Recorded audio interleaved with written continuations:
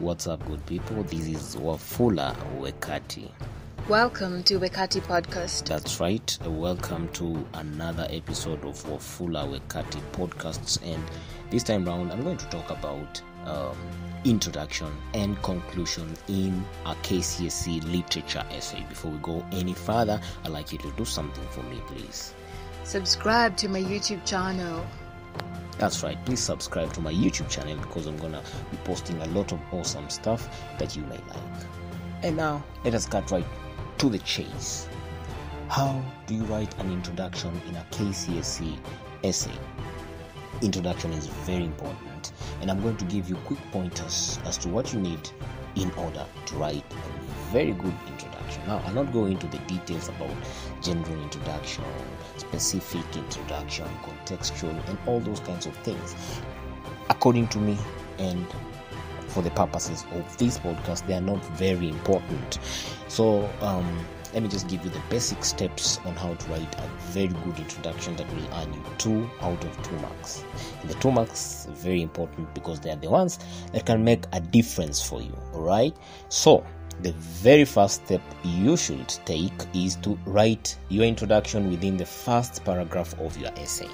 It doesn't matter which writing or paragraphing technique you want to choose, whether it is block, whether it's the traditional indented type.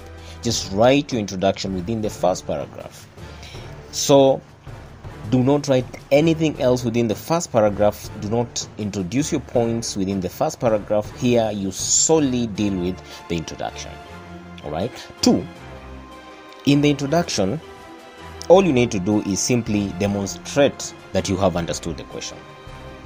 Give the examiner what the examiner wants. I'll explain when I use a specific example from one of the set texts. 3. Paraphrase. I like an introduction where you paraphrase. That means you write in your own words, and this is very important because you will not have the temptation to rewrite the question as it is. So try to write synonyms of the keywords of the question that you've been given. All right.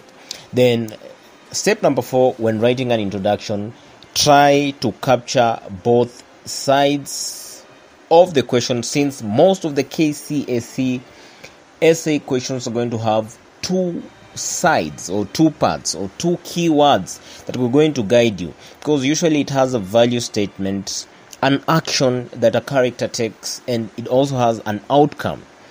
And therefore, you have to make sure you capture both sides of the question in your introduction in order to score a full mark.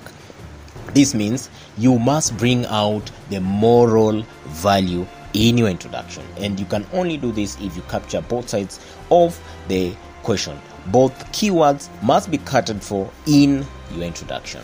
Then 5, you may want to maybe cite an example or 2 that you intend to discuss. You may you need to give 4 points in the body. So out of the 4, maybe you may pick one and just throw it in there. Don't go into the details, just mention it in passing in the introduction, so that you see the examiner may also see that indeed the candidate knows what they want. And then remember, the introduction only earns you 2 marks, and therefore you have to keep it brief. No need to write too many things in the introduction. Remember, you are capped at 450 words. So you don't have to write an introduction that is too long.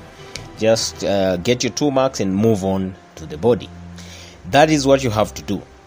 Now, listen carefully, because I'm about to give you 2 things you need to avoid when writing your introduction. One of the things is definition of terms. Do not define any terms when you're writing your introduction, because that one will automatically earn you a 0. Next, avoid simply rewriting the question as it is. And that is where the importance of paraphrasing comes in. Writing in your own words. Because if you just rewrite the question as it is, then you will simply lose the marks. Again, you may end up with 0. and you don't want that. Now, let us look at an example from the Pearl.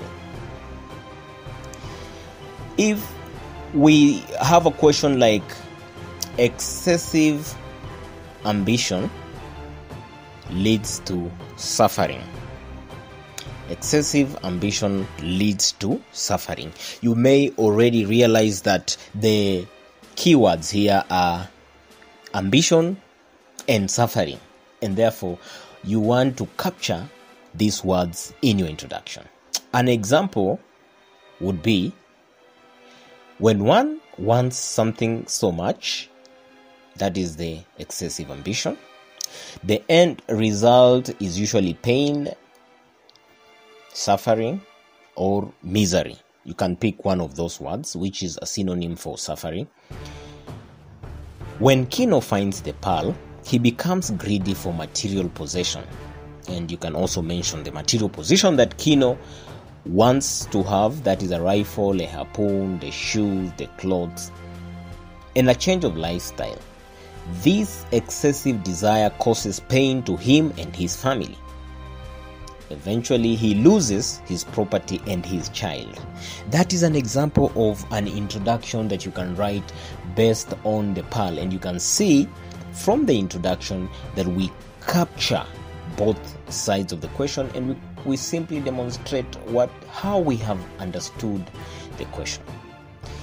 Now, let me also give another example from a different book, A Doll's House. Self-sacrifice must be rewarded. Write an essay to validate this claim, basing your illustration on Henrik Ibsen's A Doll's House. Let me just simply read one of the introductions from my blog, which is wekati.blogspot.com. In Henrik Ibsen's A Doll's House, most women are portrayed as being selfless. They give up their valuable time, comfort, possessions in order to help other people. This does not go unrewarded. Anne, the nanny, half-heartedly leaves her own child in order to help Nora and her 3 little children.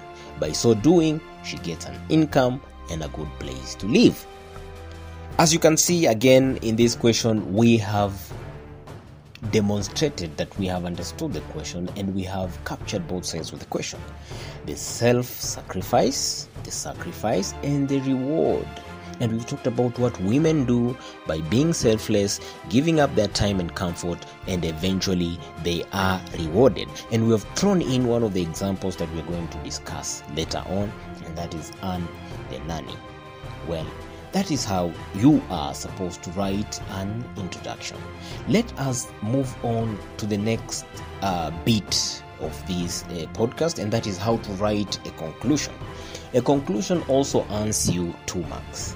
And now, you can only earn marks in a conclusion if you have written a body that also scores points. Like in the body of your essay, you must score at least 1 out of 12 for the conclusion to be valid, because how can you conclude something that you have not written, or something that is actually does not score anything? So you have to score something before you can earn something in the conclusion. I'm simply saying that if you get 0 in the body, automatically your conclusion is invalid, right? Now, how do you write a valid conclusion that is going to earn you marks? The marks in the conclusion is dependent on the marks in the body. All right, so if you score between 1 to 6 in the body, or 1 to 5, something like that, it's not mechanical, but if you score about there, those marks, you'll score 1 in the conclusion. And if you get between 7 and 12 about there, and if your language is also good and appealing, and you show that you have understood what you're saying, you get 2 out of 2 in the conclusion. Now, what you're supposed to do: 1, simply sum up your discussion. You may even use a relevant proverb.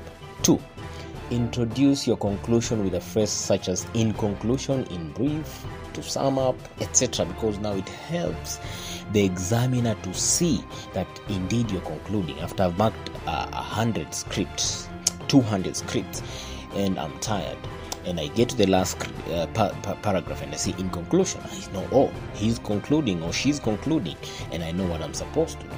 Then it must fall on the last paragraph, meaning do not introduce any other thing, or do not, write a point or anything. Just sum up and that's it. Move on to the next essay.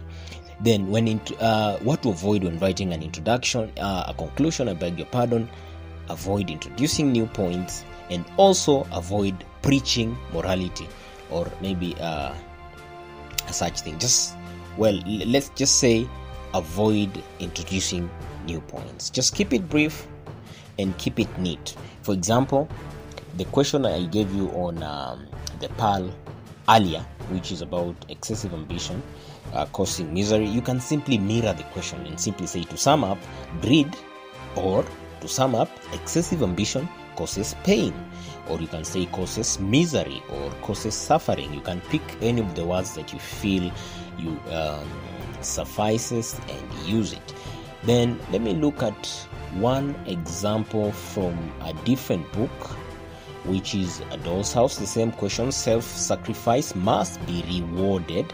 How do we conclude that? In conclusion, it's true to say that most women are selfless and thus play sacrificial roles in societies in which they live. Their acts of sacrifice never go unrewarded, as seen in A Doll's House. We can as well look at another conclusion from a different book, basing the illustration on blossoms of the savannah.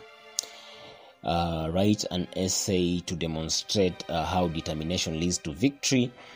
The conclusion for this question can be something simple like Reziane beats all odds and achieves her dreams. Surely determination leads to victory.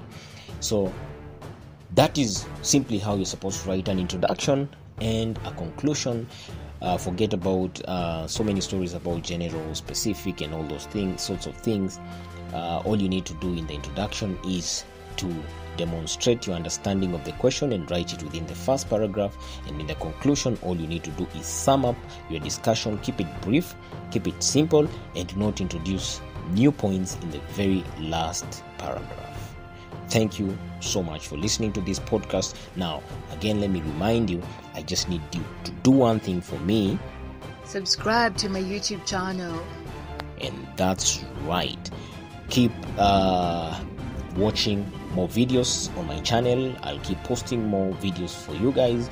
And subscribe, hit the bell symbol, share with your friends. And if you like this podcast, consider giving me a thumbs up on YouTube, because it really helps and gives me lets me know if I'm giving you guys the stuff that you like. See you next time.